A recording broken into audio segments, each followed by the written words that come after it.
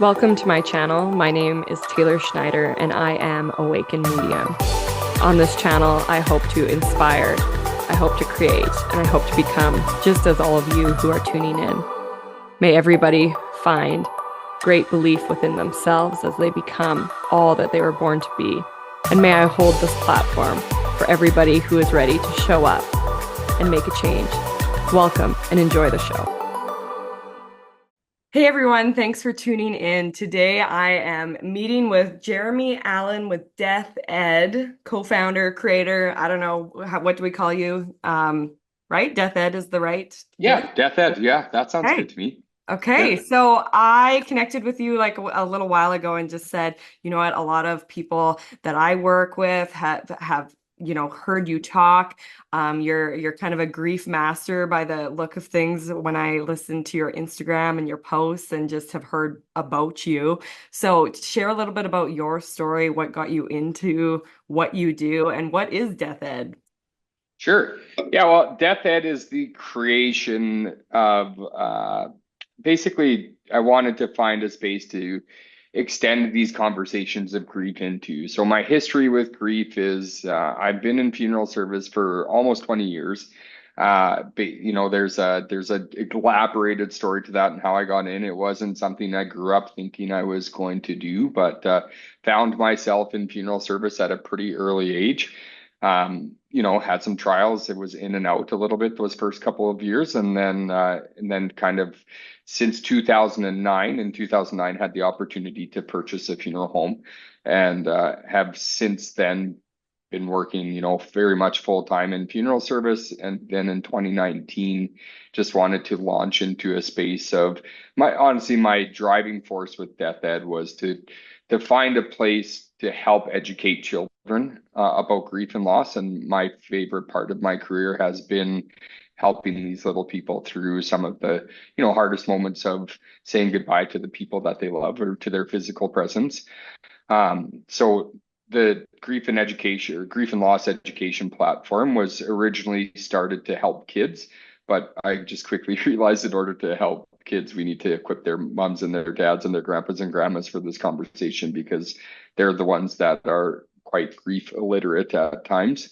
Um, Absolutely. I think that it's not yeah, talked about at all, right? So I think that you have such a powerful platform to talk about things that people don't want to talk about, but yet we're all going through it as humans. So right. the grief is a part of everyone's going to go through it. Everyone goes through it, whether they're Yeah, most people are probably in denial that they're going through it though. Do you find that? I think so, and that's a pretty natural starting point to grief. And I think, the part of grief we know to be true.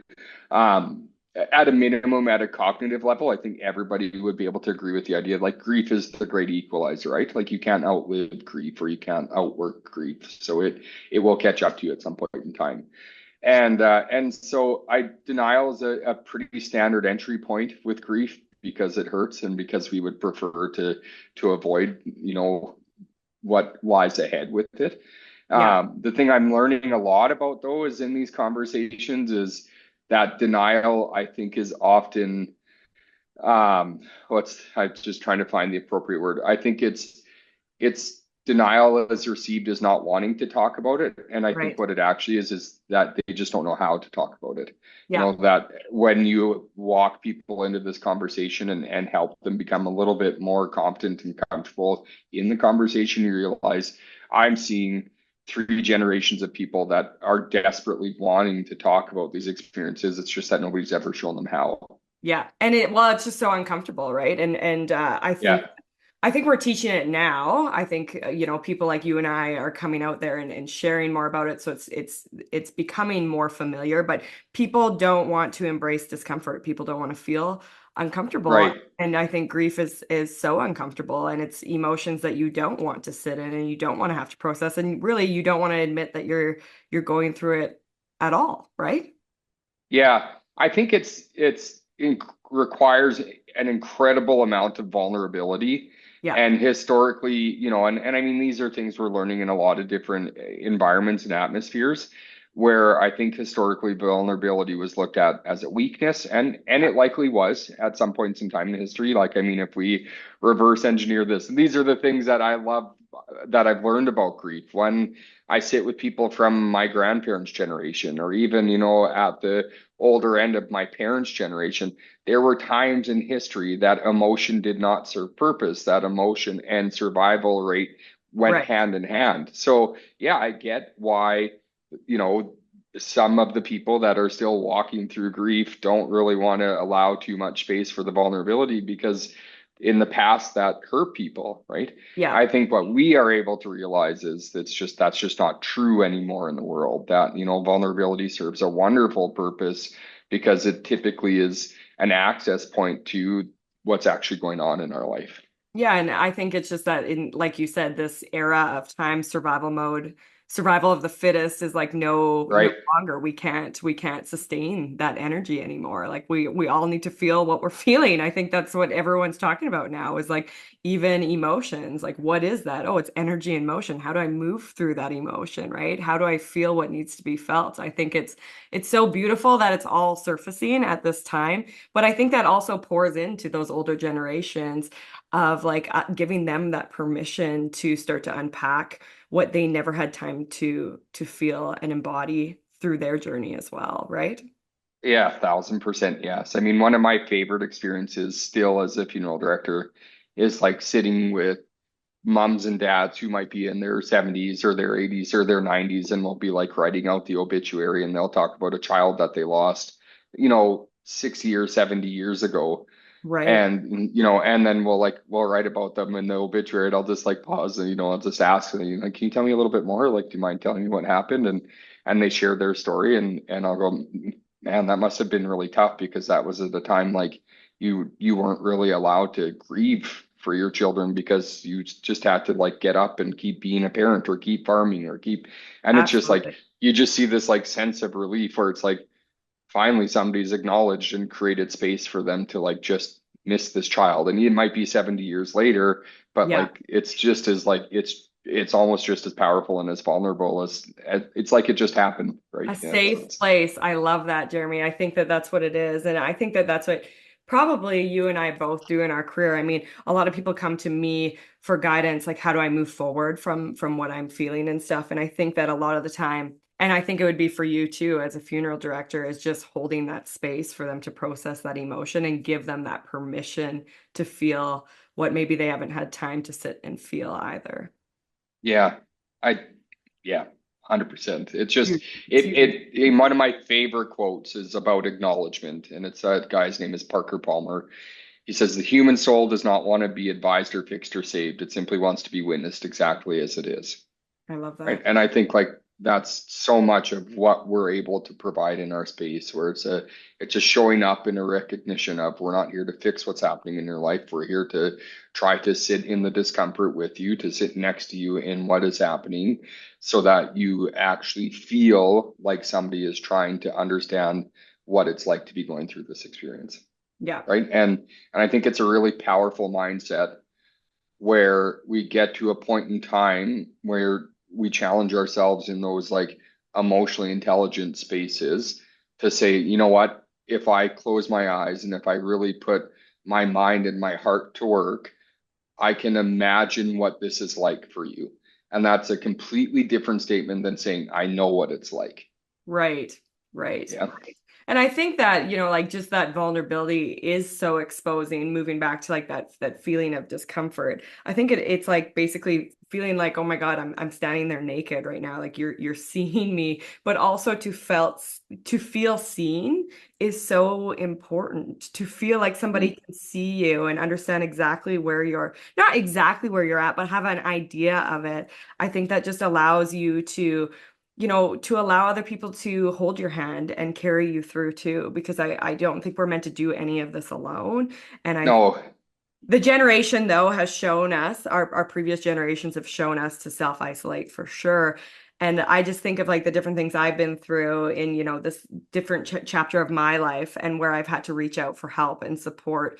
And it's like I really couldn't have done it alone. I couldn't have done, and we shouldn't do it alone. But there has definitely been a programming to self-isolate too, I believe.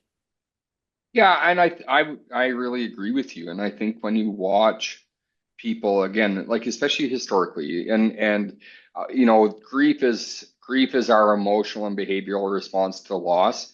When we talk about it in a setting like, because it's bigger than, it's not specifically to when the people we love die, right? But Right. of course, that's where my knowledge is Absolutely. been learned.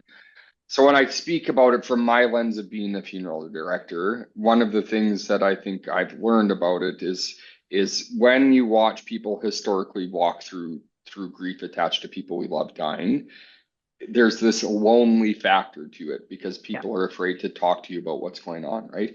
And I remember learning in my own life the difference of what it feels like, that alone and lonely are different statements, right? So when I choose to spend time by myself, to reflect on my loss, to sit in the discomfort, as Brene Brown talks about, and that's where I'm actively choosing that. Yeah. That's okay because I have a choice in that, versus the experience of when nobody shows up for me, Yeah. it feels very lonely. Right. So alone versus lonely is a really, I think, relevant grief topic, because those are two different experiences. Because again, grief is our emotional and behavioral response to loss. Mourning is where we participate in that loss. And there's a psychologist, his name is Dr. Alan Wolfelt, and when he talks about that, he says, like, again, grief is the emotion we feel inside when the people we love die. Mourning is where we begin to participate. And in order to heal, we have to mourn.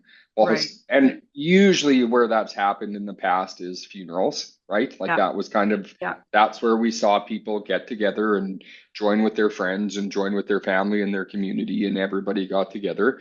And it's not that we're trending out of funerals, but the funerals, funeral is a bit of an F word now. Everybody doesn't really, want a funeral, Right. because it's been received as being at the front of a church or being at the front of the hall in front of all of these people. Some that maybe didn't even know me, whatever the circumstance Right. is, right? And it's tough because if you take that and you make decisions specifically out of that space, what happens in my experience? So if you just to do nothing, that life just ends, right? That Yeah. that we don't honor the relationships attached to that in any capacity.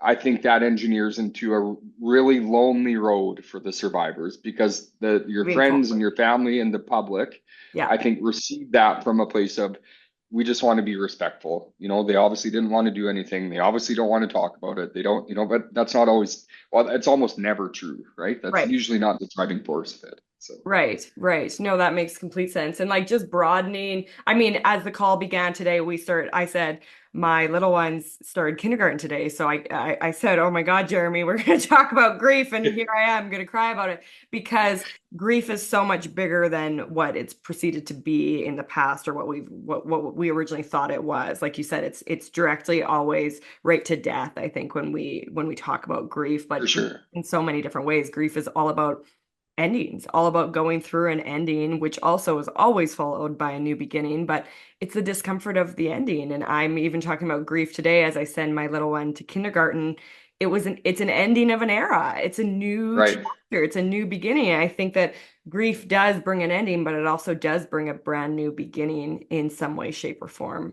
If Yeah, I love it. I think, like, I'm so aligned with that. It's, like, it's the end of a season, right? yeah, So when I've got three kids also, so like I think of the passing seasons of, all of our kids are school age now, and we're through having little kids at home, and like these different things. And of course there's an emotion attached to that of, sending them off or seeing them enter into this new place, because for me, I won't speak for you, but for me, I know for our family, like, there is certainly no agenda to reintroduce a season of little kids ever again, right? right. Like that part of our life is, I'm going to say, hopefully over. Like, I've really come to terms with the closing of that Yes. season.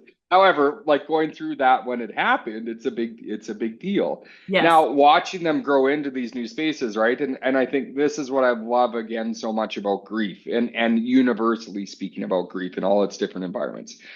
I I really believe grief is the only space two contrasting emotions can live simultaneously, Right. right? That we can be sad that this season is ending, but also able to recognize that something new is beginning, Right. which brings a lot of joy, right? And so sadness and joy coexisting, not just as a part of the same experience, usually as a part of the same moment, Yeah.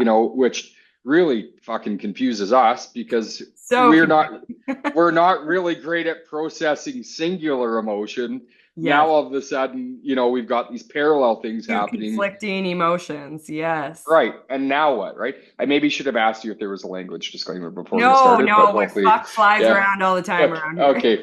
Well, then we're gonna be fine today. Yeah, that's good. So Yes, it's no, but just, that's totally right. And Jeremy, here's the thing, like grief doesn't just happen the day of dropping your child to kindergarten. Like we sit, it's a phase and a season and the ending isn't just like, okay, we've got 2 hours of sitting in it and it's gonna be done and it's not gonna reappear. Like I've sat even through this last like month of like, oh, we're switching, this era is coming to an end, we're starting this new season. And I think that our human mind tells us that like it should be we have a timeline here and it should be like this and then we should feel better and we don't realize how much is going to surface and through that grieving period and that we need to grant ourselves permission to feel what we need to feel because sometimes it's not even about I think the situation that's going on but like our own feelings, our own invitation that this grief that this like breaking open has done for us because now it's allowing for us to surface all of our own depth, all of our own emotion. Like when I think of sending my little one to kindergarten today, it has nothing to do with her. It's everything to do with me. It's everything to do with this era of time is over for me. This is changing for me, how I felt back in that day, my own insecurities of when I started school, right? Like it's all yeah, yeah, surfacing so much, from a deeper space than what's actually going on around me. You know what I mean? 100%. Yeah. I think it's almost impossible, especially when we talk about our own kids, right? Like when we talk about like what I would call like the nuclear family, right? Yeah. So like whoever our partners are and whoever our kids are, or like whatever your nuclear family looks like. So to the people that we have the most skin in the game with, right? Like a lot of skin in the game, it matters what happens in our kids' lives. And because of that, I think it's almost impossible for us to not let our own experiences weigh in on what this might look like for them, Yeah. right? Like we're entering like puberty and Oh, fun shit times. is shit is changing in my daughter's lives. And Shit's getting you fucked know, up. yeah, and I mean I am a fairly emotionally present dad, and I am feeling, like I barely head above water most days Yeah. and so like for me, a lot of my grief, like reapplying this into my own life, is like the recognition that like, there's no turning back at this point in time. Like we are going to be entering into a phase that like we're going to be annoying each other. There will Yeah. be a little less camaraderie in the house because we're probably going to be at each other, and a lot of misunderstanding both directions, right? So new seasons aren't always exciting seasons either. No. Like which is I think there's likely a way to engineer grief into that where we're going like, yeah, I'm going to Right. really miss these moments of, I think I would be able to join the list of every other parent in history where you realize as time passes, the season you just got through likely was the easy one, Right. right? Where even as hard as it feels, to have had little kids and to be up late at night and to, Right. all of these things that came along with that. And then that transitioned into kids that need you to be available to entertain them and help keep them company and do these things. And then it's just like, and that felt difficult. And then we end up now to this going like, God, if we could just go back 3 years, everybody was way nicer to me. They, like they didn't really require that much from me. It felt like a less expensive season, like all of these things, Yes. right? So, Yeah. yeah. But So I it's hard think, sometimes to get excited for the change. yeah, I think the season, like you said, we're ever changing, ever evolving. It's just the way it's gonna go. And we always have to, I think, show ourselves compassion and give Mm, ourselves space when going through these shifts too, because we have never been this version of ourselves. We've never needed to be this version of ourselves for the people in our lives. And I think that sometimes we think we're kind of robotic. We have this expectation of just keep on keeping on. And we forget that we right. actually have to show ourselves the love and compassion, time and space for our own shift. And like Yeah. maybe even for yourself, Jeremy, like as you're shifting through this teenage stage too, to like not saying I'm giving you advice or anything, but Yeah, maybe no, you're no, it's also good. going through a little grief too of like, wow, this really is changing up. The dynamic of my family is really, the role I'm being called to play is really changing, which can kind of be heartbreaking and heart opening at the same time, right? For sure. 1,000% yes, right? And I think that is, to me, grief is driven by empathy. It's this desire to truly and to be able to like understand that for ourselves as much as we try to apply it to one another, right? Yeah. It's just historically, again, it's just so much easier for me to be helpful and mindful to you than it is to Yes, be to myself, right? absolutely. I think that's just human nature. But Well, if we can it's way pause it's long way enough, easier to look at your bush and how to get out of it instead of my bush because I'm stuck inside of my bush, right? I'm right? emotionally Yeah, connected yeah. to that thing. Yeah, and it's just the way it is. I think that grief is our greatest invitation to our own healing if we allow ourselves to see it that way. Yeah, shit, I like that. That's really good.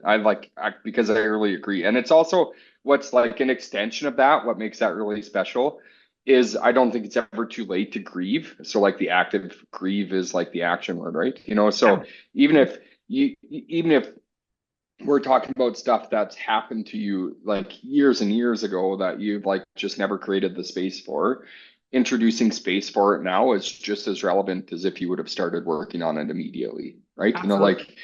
Yeah. It's like So, unpacking the suitcase that had never been touched. Like it's yeah, still all there and it still needs to be unpacked whenever we should choose to open that shit up and start to unpack, right? right. It's Because it's uncomfortable. probably, as much as we hate to admit it, impacting the relationships with all of these people that we love so much, right? Absolutely. And whether that's accessibility, whether that's behavioral response, like in some way, that stuff that we're choosing not to create space for is impacting our life in a much greater capacity than we're probably able to recognize. Absolutely. Absolutely. And I think it just leads us back to as humans, we don't think we need a lot of time and space to unpack it. And I think that that's what like suppresses it longer too. I know like this spring I had a really tough spring. I actually had a miscarriage and so much grief came with that and it wasn't even just Yeah. from the miscarriage but just yeah, the grieving of well maybe this stage isn't going to continue. Like maybe it is over. I don't know, right? Like, it's just like all the Yeah. thoughts, all the emotions, but my human mind said, okay, it's time to just move along. It's time to get back to work and get back to but my physical body showed me, no, definitely need to rest, definitely need to take my time. And even emotionally, I'm still at this place where it's like I'm still deep in that grief, but honoring and acknowledging that I can be there and I've granted myself Right. that permission. I think that's what it is for humans, is like give yourself the permission and the time that you need to heal. Yeah. I think if is it okay if I like lean into this a little bit with Yes, you? yeah, yeah, yeah. Okay. I think pregnancy loss is incredibly under acknowledged. Like Absolutely. for how many women and in turn their partners, um, the way that they're just expected to just rejoin life. And again, like I'm gonna speak based off of the environments that I grew up in, Yeah. which is pretty familiar to a lot of people in our area, but like we just try to justify it so quickly, like it's like Yeah. pregnancy loss I see justified in such a shitty way where it's like, oh, God's plan or Yeah. heaven needed God needed them more than you, I Wasn't guess. Or meant and to it's just like, be is the is yeah, and the it's is the just like, best line. Yeah. well, fuck you. It wasn't meant to Yeah. be. Like says who, like because for me it was meant to be, right? Yeah. And so it's I think one of the ones like pregnancy loss is something that I've seen just go like it just so sadly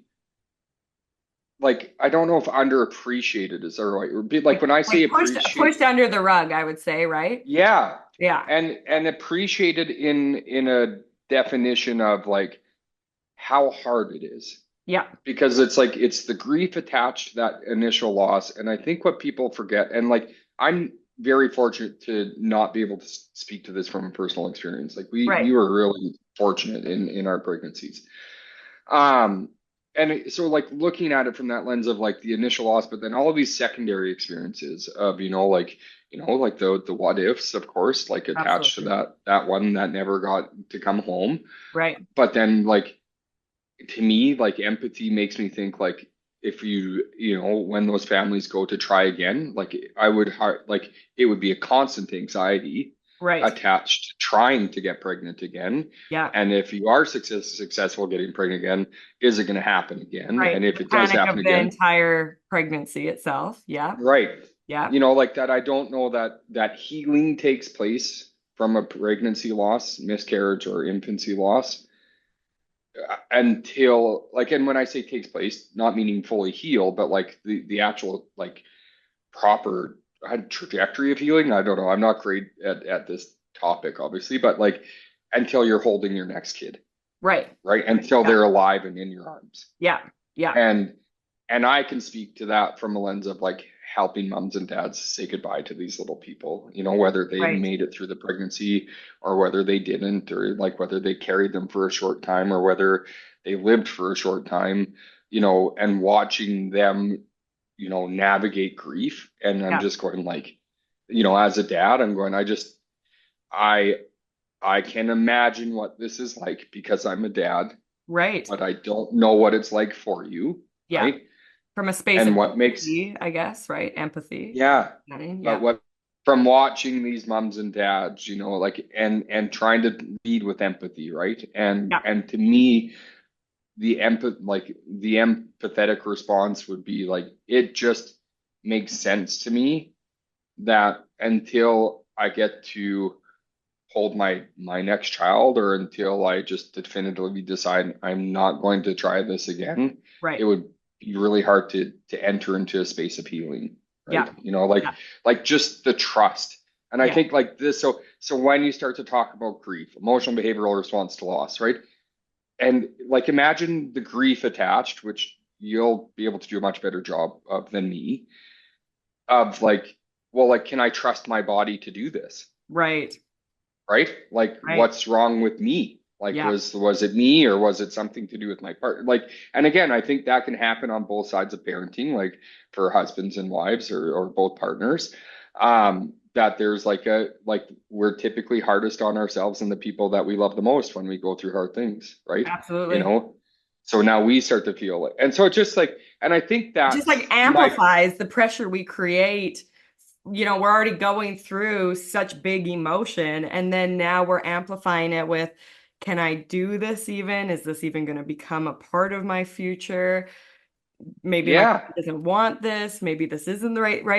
I just think so much emotion is amplified in these types of events, right? Yeah, so when you're met with it wasn't meant to be as the response to that, Yeah, like it makes sense to me that it's like, well, fuck you, because you absolutely. don't realize the impact of that statement, and I understand you're saying it in this singular part of my grief, which is that Yeah, I didn't get to birth this child, right? right. And when you specifically apply to that from a humanistic standpoint, I can do my best to be understanding of it. But I also think as humans, we have a responsibility to other people to start thinking bigger than that, Yeah, right?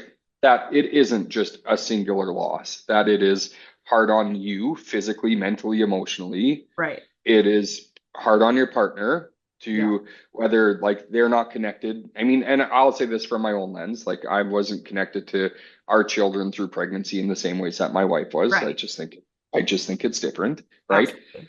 Right? But what I can get behind is that like it would be really hard for me to watch Yeah, my wife or my partner have to go through this physical, mental, emotional experience. yeah, And that can sometimes lead to like hardship between one another, right? yeah, Like so it's all of these secondary things. So I think when we show up with these really weak statements that, that people have plotted out for us, like God's plan yeah, or wasn't meant to be or whatever the case is, yeah. I think it's just a real like cowardly way out. I think it's just Right. like just fucking don't say anything then, you Yeah. know? Just Basically, stop it's like that. a convo ender. Like, let's not, you're making me feel uncomfortable about this topic. So I'm just going to Right. say this with a period at the end. Let's not go there, kind of thing, right? Right.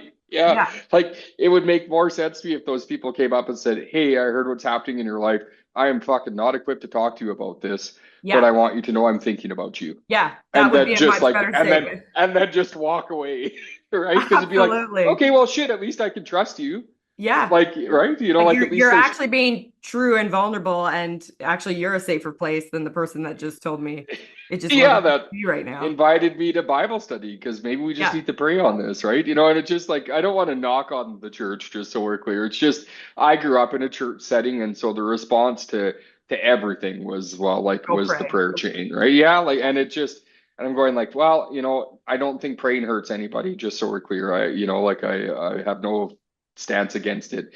I just think we can do better. I think Yeah. we can offer, you know, a much deeper opportunity because here's what I love about grief and vulnerability and all of these different things, and especially in positions and being able to help people walk through these experiences. Yeah. This is probably one of the biggest lessons that I've learned.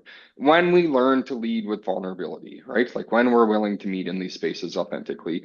So when we lead with vulnerability, it creates connection. Once we create a connection, it builds trust. If I can build trust with you, it will lead to a more meaningful relationship. If Right. we can get to a point of more meaningful relationship, well, now we can actually talk about what's going on, Right. right? Right. You know, but if I skip any of those steps or if I insert something that is not authentic at any point in time and we and that interferes with creating a more meaningful relationship, well, why would you tell me what's actually going on? Because like Right. clearly I'm not the person that's going to hold space for you, right? Yeah. Yeah. And I think it's just like you as the person that's going to hold space has to be willing, you have to be willing to be vulnerable with the person that's sitting next to you. And I think that people who haven't unpacked any of their suitcases, any of their luggage, Yeah.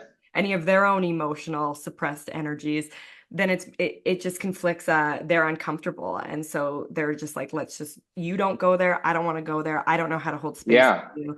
And so maybe what you're saying is just be willing to be vulnerable with the people and the space you're trying to hold, because people are only going to go as deep as you're willing to go as well. Right. Right. And I think, you know, that willingness to be vulnerable and maybe bring personal experiences into those conversations with you, I Yeah. think it's appropriate and I think it's tasteful to do it as long as you're not bringing it like grief is never a good tool to use as a comparison, right? So, oh, well, I also had an experience like this and you know what? This is what you're going to be fine because Yeah. this is what happened and I right? got So through it. Yeah. yeah. So as soon as you bring those in, not from a point of vulnerability, but to try to use it as a tool to get you out of the discomfort, Yeah. which to me is just like a comparison, right? Yeah. Well, useless. Like, you know, then again, to me, better to say nothing. But if Right. I can say, you know what, I won't make any assumptions for what this feels like for you or what this looks like for you. I just know this is what it was like for me when we went through this, right? Yeah. You know, Yeah. and that's one of the things again, like I know how we kind of launched into this part was talking about pregnancy loss. And I think, you know, it's incredible to me how many moms and dads I've had this conversation with now, you know, like that when you learn to communicate about it, when you learn to talk about it, you know, they pop up in your email or they're, you know, they message you or whatever and they go, yeah, you know, like finally, like I feel like I can share this part of the story with somebody, right? Right. Because it was the appropriate type of vulnerability. So vulnerability matters. I think it is the tool that we need to access these parts of the conversation, just not to confuse vulnerability Comparison. with your opportunity to overtake the experience and just share your story Right. exclusively. Yeah. Yeah. Just Yeah. being willing again leads us back to holding that space and inviting them into the conversation. And if it should come to you talking about your situation and how you went through it or what you did, you can go there. But I think but this is what I went through, and so it will be different for you because every human's walking a different journey, right? Yeah, for sure. But maybe my experience is going to offer you moments of predictability, right? Absolutely. Where it's not to assume they're going to be the same, but maybe there are parts of this that will be parallel to your experience. And maybe when you feel this, or maybe when you see this, you'll recall this conversation that we had. And I like one of my statements on my website is comfort in predictability, right? That Yeah. it's just like, you know what? Like yeah, I remember us talking about this, and it doesn't feel that good, but I'm able to tell myself I'm going to be okay because somebody showed me how, right? Yeah. Yeah. Yeah. Yeah. I think just allowing yourself to be a handout for those people when they call, when they reach out, when they're looking for that support. And you always know when the call's happening. I know that like back in the day when I used to do a lot of private sessions for people who were going through grief or loss or change or divorce or whatever, all the forms of grief that we can go through. I never felt like I could share my own personal story. And I think that was my own like lack of like my own limited belief system almost of like, if we Mhm. don't start sharing our stories, though, we can't inspire others to move through what they're going through, to give them that hand. Sometimes it's just sharing about your story, talking about what you've been through, just allows them that permission to like, wow, okay, I can start to truck through this. Maybe this is giving me Yeah, some a I moment of think, like, oh, wow, I feel seen, I feel heard, I feel understood.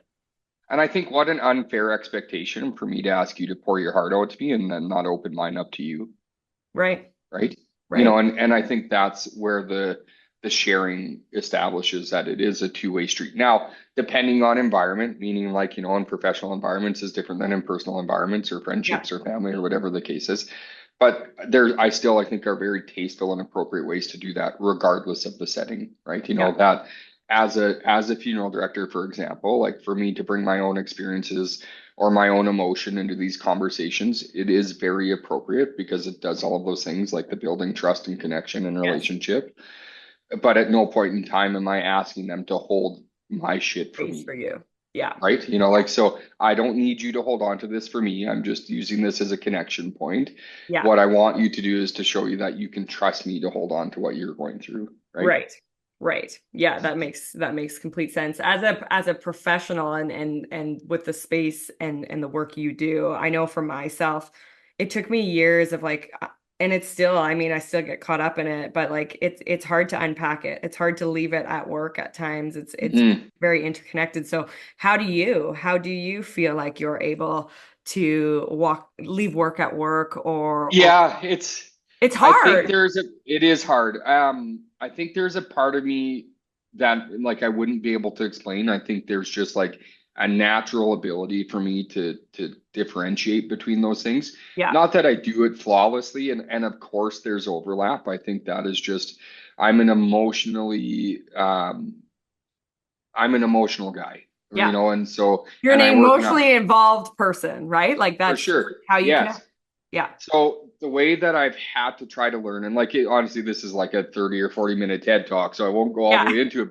But then the simple version of it is that I I spent a lot of time learning the difference between how can I be emotionally invested in the people that I'm trying to help without emotionally attaching myself to their outcome. Right.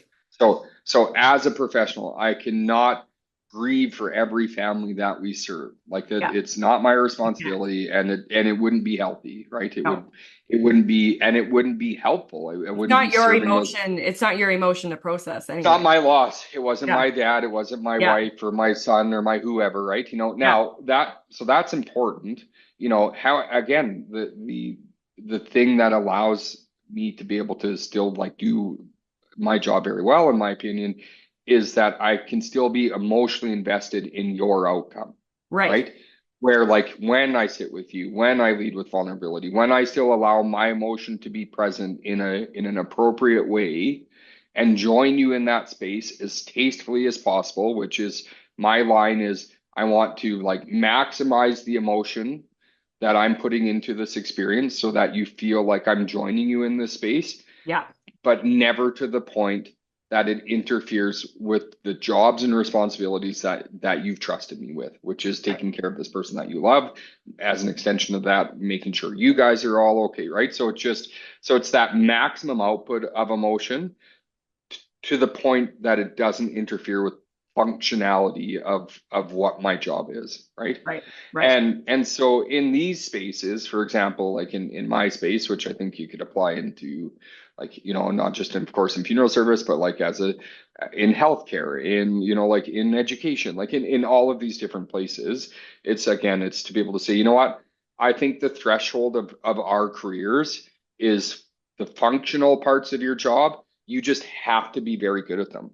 Yeah. Like, I mean, with the accessibility that we've had to opportunity and education and all of these different things that our generation has been very fortunate to have access to where we live, not true for everybody, but where we live, being functionally good at your roles is just, you just have to be good at that part. Like that shouldn't require a lot of thought from you. Yeah. And because Yeah. then what that does is that frees up that mental space for me for the emotionally intelligent parts of the conversation, right? So now I can invest and spend a lot of time thinking about how to be emotionally invested into this part of the experience Right. without it interfering with the functional side of what we need to do.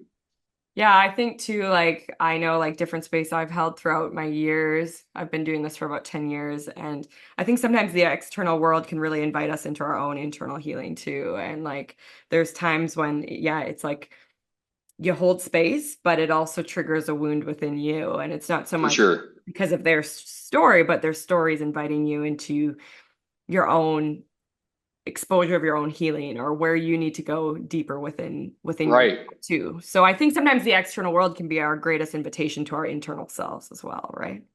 Yeah, I really like the wording on that. Be like, yes, like, you know, and for me, because like again, in what I do, like sometimes there's just like it's just really, really sad. You know, Yeah. like sometimes there's things that happen that like maybe they don't trigger something specifically in my own life or my own history, but because I'm an empathetic person that leads with, you know, high emotional output, like I'm still a husband, I'm still a dad, I'm still a friend, you know, so to watch people go through something so hard, that is still a space like that is humanistic to me, right? You know, Yeah. and I think that's the part where I'm okay continuing this investigation of trying to figure out like how to help like have the emotion and but not to have it Yeah. interfere. But there's also a part of this where like I think You're a my human. ticket, yeah, my ticket You're a out of human. this would be is like if that ever got to a point that I started to dehumanize the process, Yeah. right? You know, it would be like, okay, well, you know what? Like if functionality took over to the point that it took away from the human element, Yeah. that would be a wonderful sign to me that I need to work on my own shit or I need to find something new to do, right? Yeah. Yeah. And I think too, though, like I think just like human and the logical mind has always taught us like to be fully healed before we can show up. But I don't think any of us are ever fully healed because we're always Yeah, going through a journey of grief, loss, new discovery, new yeah. chapters, seasons ending, seasons beginning. Who are we to say that you ever become like perfect in it? Because it's just ever evolving. There's always a new journey awaiting us. We're always going through a new chapter of our lives. So, I mean, you can't wait till you're fully healed because you're never fully healed. We're always I going. don't, yeah, I love it because like I think like what, and again, I think it's important we start to word it like that because what an unrealistic expectation if we start telling people that there's this goal of being fully healed. Yeah, Well, like you will grieve forever, right? You know, yeah, like even like yeah, and I hope it's appropriate to absolutely. say Yeah, this, you know, but even your own experiences like with losing a pregnancy, yeah, like, you know, of course it's the way you carry that grief is going to look different as time passes. yeah. But it won't just be this fucking thing that you forget about one day No, or no. that is healed in a capacity that, you know, you never talk about it again. And I think that's Yeah, what people, you know, the society presents it that way, where it's just like, if you could just never talk about this again, would be wonderful for us, right? right. You know, Yeah. and I think like what a I think that shitty also expectation. stalls people though of wanting to heal. A lot of the people I work with, they're like, I don't know how to unpack this because this is the grief I've carried my whole life. This is the shadow that's followed me my whole life. This is who I've become with not unpacking this. That if I Yeah. actually start to unpack it, is this going to be forgotten about? Is this all of a sudden just going to be healed and transformed? And it's like, I think that grief is a dance and you just learn how to dance differently with it. And it eventually and in time kind of becomes just a complemented part of who you are too, where you're able to understand people deeper and more in depth because of what you've been through, because of the healing you've had to go through. Not that it's ever healed, but like you said, I think the dance just becomes different and it's not this big black shadow that's following you anymore. It's actually just become a part of you. Yeah, I think we are, yes. Like, I just think it is who we become, right? Yeah. It is a part of who we become. And I think that's a wonderful thing Yeah. because I think, like, because of the vulnerability and the learning and the things that we have to, like, right? Like Yeah. that it equips us for like some really meaningful experiences in the future. Like, so first of all, I think we re-grieve loss over and over and over again, right? And in each new season, like, we enter into it with a new lens or a new perspective, and the Expanded things energy. Yeah. right, maybe the things that we used to struggle with, we don't struggle with in the same ways anymore. Maybe that allows us to start to look at this, that there was purpose or meaning somewhere into this, which doesn't mean this happened for a reason. It's just to say, I am going to revisit this experience, and maybe there's meaning. And maybe one day, somebody you love has to walk through something really difficult, like losing Yeah. a pregnancy. And you know what? It doesn't reduce your loss to be able to go back into your grief and remember what that felt like to Yeah. make yourself available to that person, Right. right? But Right. now all of a sudden doing that, you know, 2 years, 5 years, 10 years, 20 years later, and that now is like imagine being able to revisit that grief in a way that brought some really wonderful purpose and meaning out of Yeah. that experience. Yeah. And doing that in a way that doesn't reduce the initial loss, that doesn't ever get it back to the point of saying, you know, it wasn't meant to be. Yeah. Yeah. And being willing to revisit it, I guess, because different chapters of our lives, like you said, different seasons actually re-invite us into Mhm. those old wounds, and that it's okay to revisit it and feel it from a different depth, from a different awareness. Um, because we need to. I mean, the more we grow and expand, the more in depth we can go with our healing as well.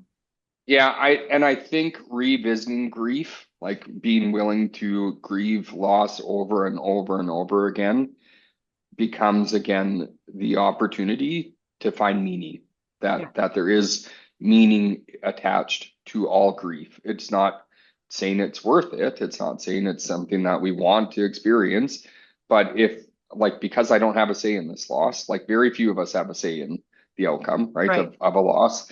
So I mean, I don't get to choose that outcome. I didn't choose grief chose me. Yeah.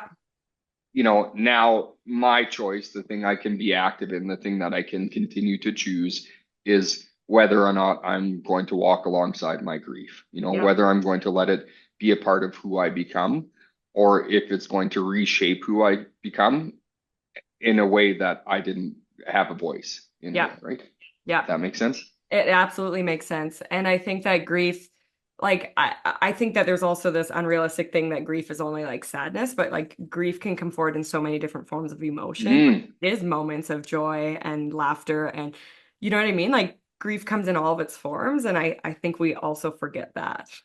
yeah. And I think the thing I see happen often with that is because sadness is can be very dominant in that space. Yeah. And maybe not even dominant, but maybe the most identifiable emotion for a lot of people. Yeah. Like they can specifically connect that to their loss. So they'll try to like push down on it, right? Like they try to suppress it. They try to, like, sweep it under the rug in a sense. And the thing is I really don't think we're capable of sweeping singular emotion under the rug. Meaning, if I push down on the sadness, I also push down on the opportunity for joy, Yeah.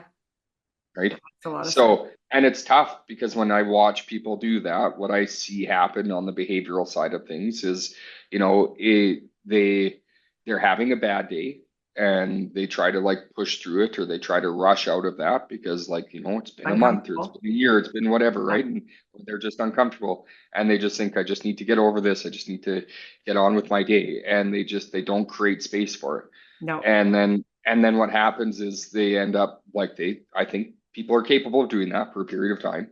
Yeah. But then what I see happen is like they're out with friends or they're back in environments that make them happy.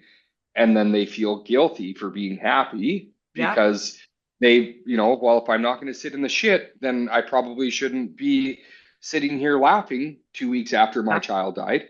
Right. Yeah. And I'm going like, so for me, when you're willing to sit in the discomfort, when you're willing, to choose discomfort over resentment, is like Brene Brown talks about that, discomfort over resentment, right? And when I reapply that into settings of grief, I think what I mean by that is the willingness to sit in discomfort uh, removes the opportunity for long-term resentment attached to that loss, Right. right?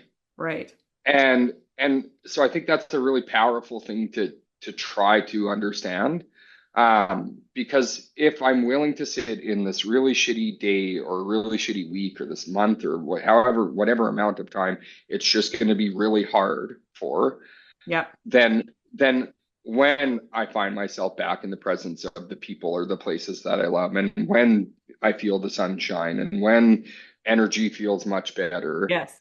and I'll feel deserving of that opportunity, right? Right. Because it's just like, yeah, fucking, I am going to enjoy this I because need last this week was, moment. This moment's yeah, deserved. last week Yeah. was shit. Yeah. So like, I deserve this. I earned this joy, Yeah. right?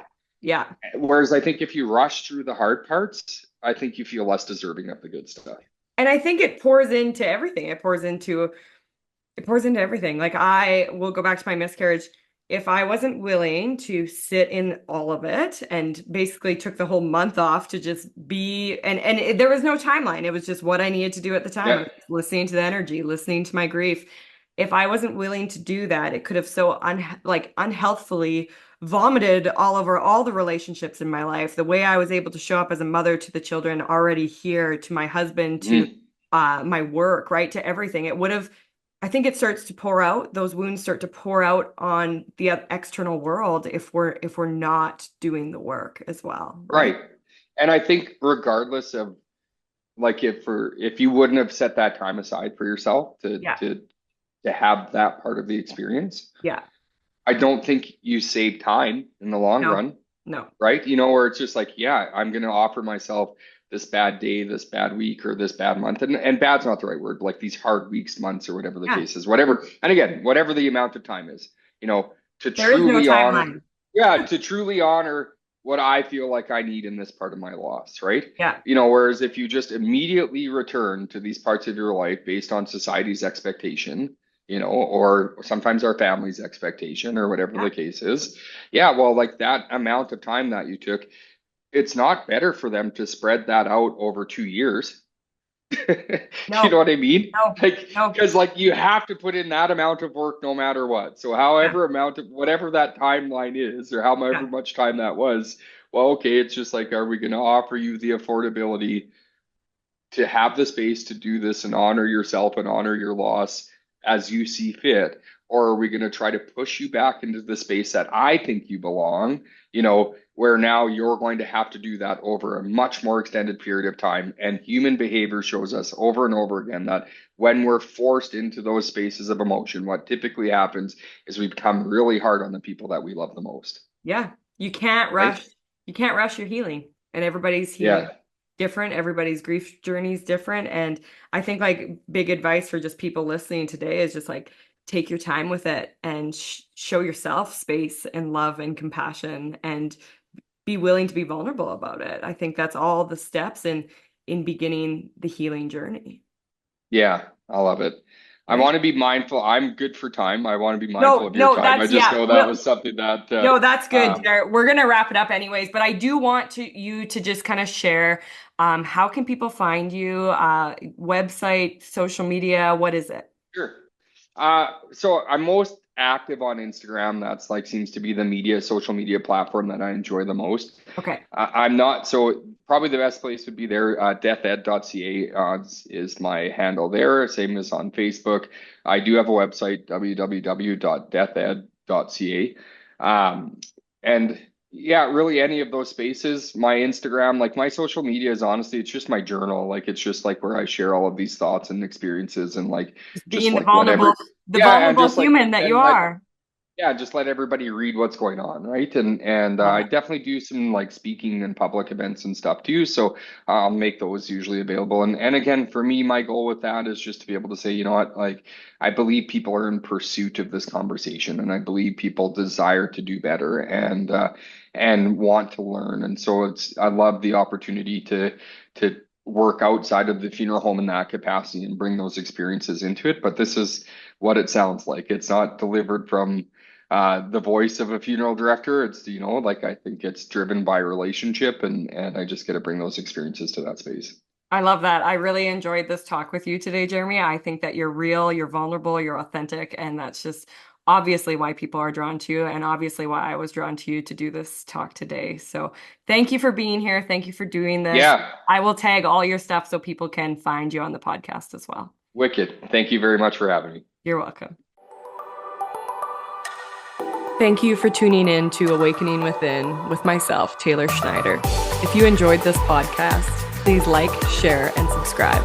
If you are interested in working with me at a deeper soul level, visit my website, awakenmedium.com, and see if there's a course or possibly one of my subscriptions that feels called to you.